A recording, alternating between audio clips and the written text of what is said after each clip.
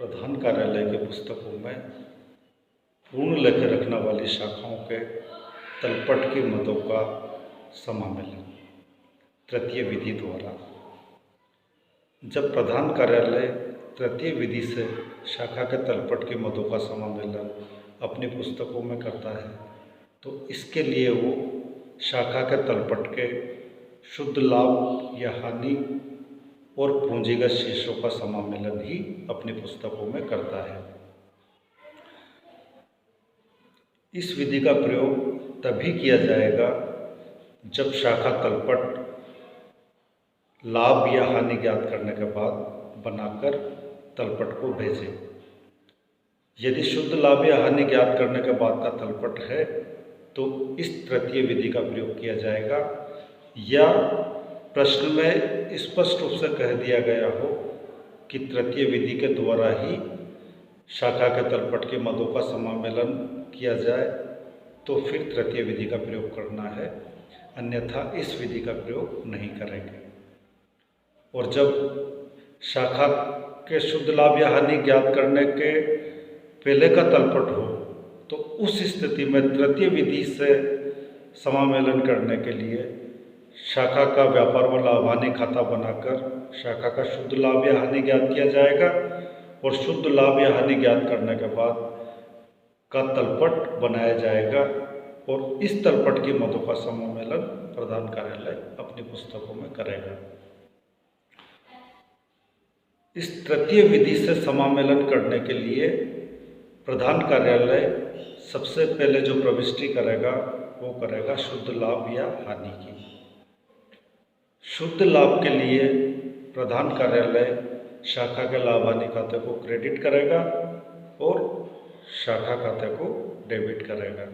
यानी शुद्ध लाभ से प्रविष्टि होगी branch account DR to branch P&L account.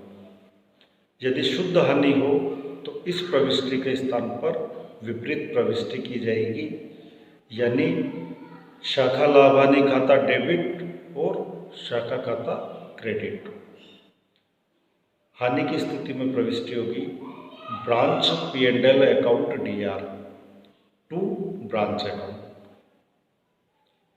शुद्ध लाभ या हानि का समामेलन करने के बाद शाखा के पूंजीगत शेषों का समामेलन इस तृतीय विधि में किया जाएगा। पूंजीगत शेष यानी संपत्तियां और दायित्व। संपत्तियों और दायित्वों का समामेलन प्रधान कार्यालय अलग अलग खाता खोलकर अपनी पुस्तकों में करेगा। शाखा की जितनी भी संपत्तियां शाखा के तलपट में दे रखी है उन सब संपत्तियों का अलग अलग खाता खोलकर इनका समामेलन कर लिया जाएगा। प्रविष्टि होगी सभी संपत्तियां डेबिट हो जाएगी, जैसे branch debtors account DR, branch bills receivable account DR, branch closing stock account DR, branch sundry assets account DR और इन सब के योग से टू ब्रांच अकाउंट।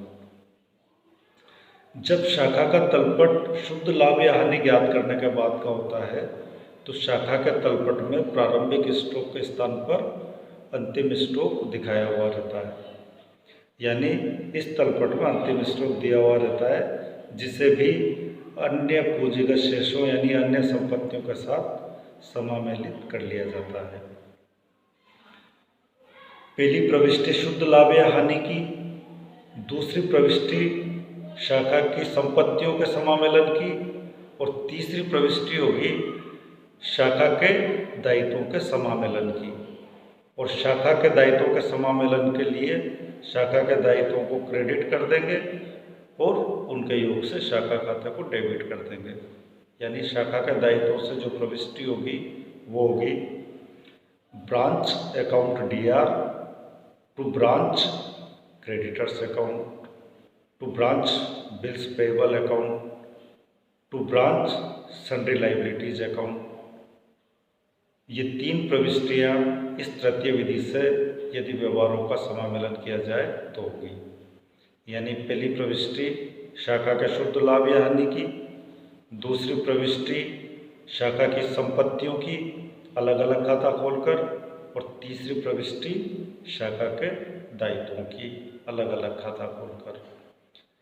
इस विधि में सभी आयगत मदों की जगह केवल शुद्ध लाभ या हानि का ही समामेलन किया जाएगा। आयगत मदों का अलग अलग खाता खोलकर समामेलन इस विधि में नहीं किया जाता है। आयगत मदों से मतलब समस्त आयों, समस्त व्ययों, क्रय विक्रय, प्रारंभिक स्टॉक, शाखा को भेजा गया माल, शाखा द्वारा लौटाया गया माल, ये सब व्यवहार आयगत मद हैं और इन सब का सारांश होता है शाखा का शुद्ध लाभ या हानि। यानी इस तृतीय विधि में इन आयगत मदों को अलग अलग खाता खोलकर समामेलित नहीं किया जाता है, बल्कि इनके सारांश यानी शुद्ध लाभ या हानि का ही समामेलन किया जाता है।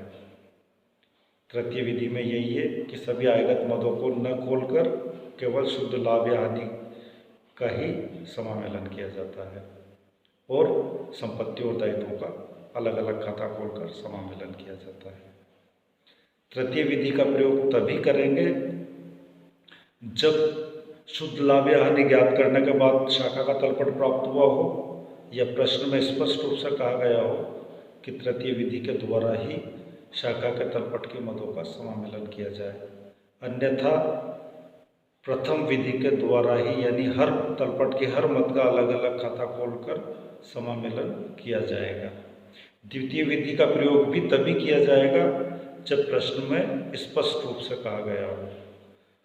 सामान्य स्थितियों में कुछ नहीं कहा गया हो प्रश्न में, तो प्रथम विधि के द्वारा ही शाखा के तलपट की मदों का समामेलन किया जाता है। यानी प्रथम विधि का मतलब है शाखा के तलपट की हर मद का अलग अलग खाता खोलकर समामेलन करना।